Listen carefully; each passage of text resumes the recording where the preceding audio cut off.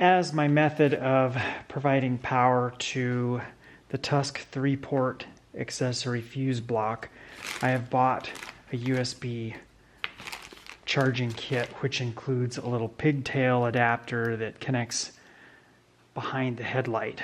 So it basically taps 12-volt power off of an existing circuit.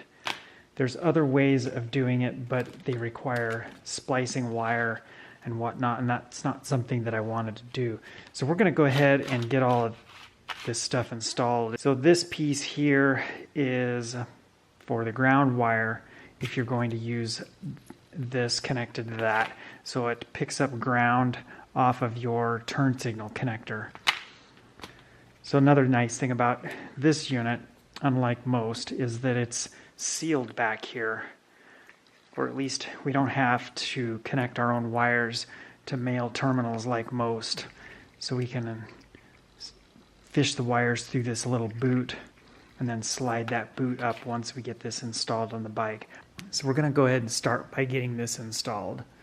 One of the nice features about this style kit is instead of just having a single bullet connector here on the end, it's an interesting design where you have the ability to plug 4 different things into it.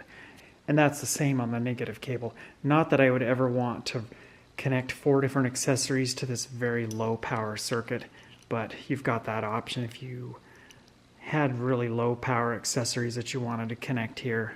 I have already pulled the headlight out and it connects right here.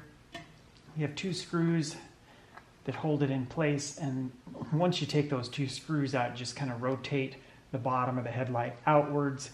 There's sort of a little tab on the top of the headlight rim, and it slips in right here on this headlight bucket. So we're kind of going to take a close look. We have these 2 must be our turn signals. We have a zip tie holding everything in place back here that's kind of on a little button assembly that pops into the back of the headlight bucket. And the wiring that I want to get access to is buried under this little rubberized vinyl style boot. There we go.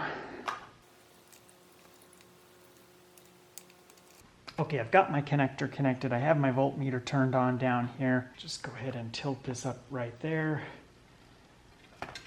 Hold this to ground. And then we have 11.6 volts. So my battery's a little bit low. I just wanted to double check the voltage, positive for negative, to be sure that this really was positive, because this connector kit said that it was only compatible with 2019 through 2024 models. For now, I'm going to go ahead and install this. If I change my mind and decide to do a different power port later, we'll go that route.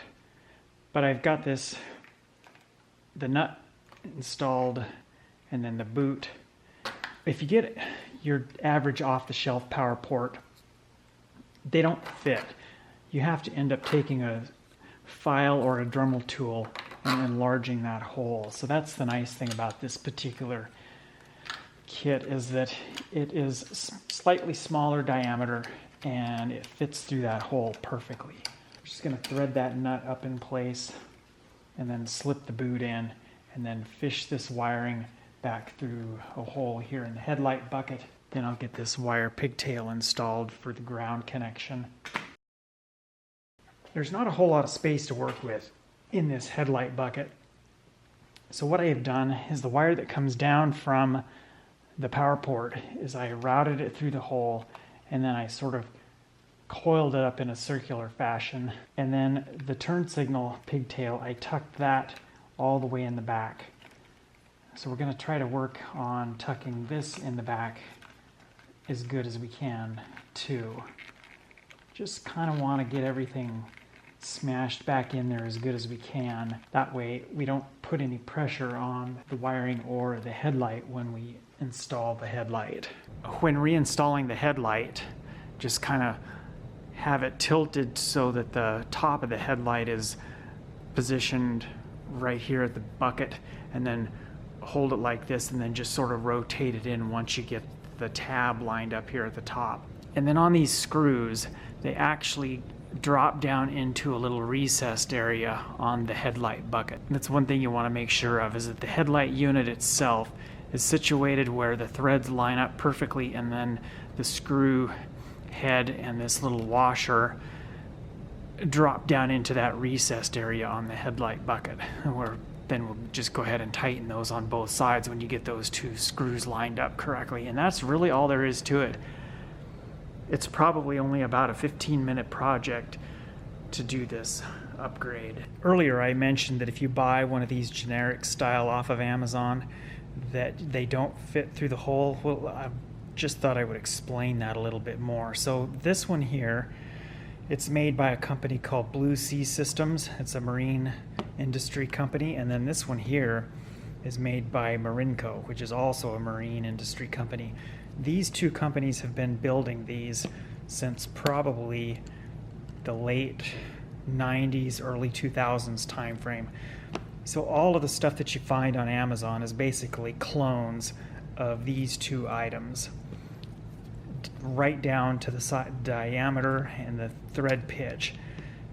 So this one here is one that I ordered off of Amazon, and it's this style that has a voltmeter in it, which I'm using on some of my other bikes, but it doesn't fit through the dash panel hole on the Trail 125, so that's why I installed the kit that I did, because the diameter is just a little bit smaller of the actual body and the threads.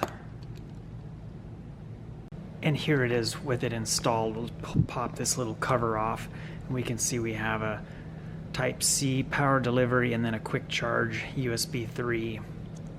So that fits perfectly in that hole. I didn't have to do any modifications. And looking at this from the side of the bike, you can see the nut threaded up here, and then you can see this little boot that encloses everything. So that is a really nice feature of this model. At the beginning of this video, I mentioned that part of the reason I ordered this kit with that little power splitter is that so that I could run power to my Tusk power accessory unit, which is mounted there. That Tusk power unit that I have mounted at the battery, it has a blue wire that is triggered off of the ignition, and then that blue wire is what I have routed up here to the headlight harness back here where the power port is plugged in. So that blue wire is triggered when I turn on the ignition switch, and that gives you the ability to have selectable options on that Tusk power unit, where either you can have an accessory be on all the time, or you can have ignition triggered by setting a little dip switch, which I'll talk about in that next video.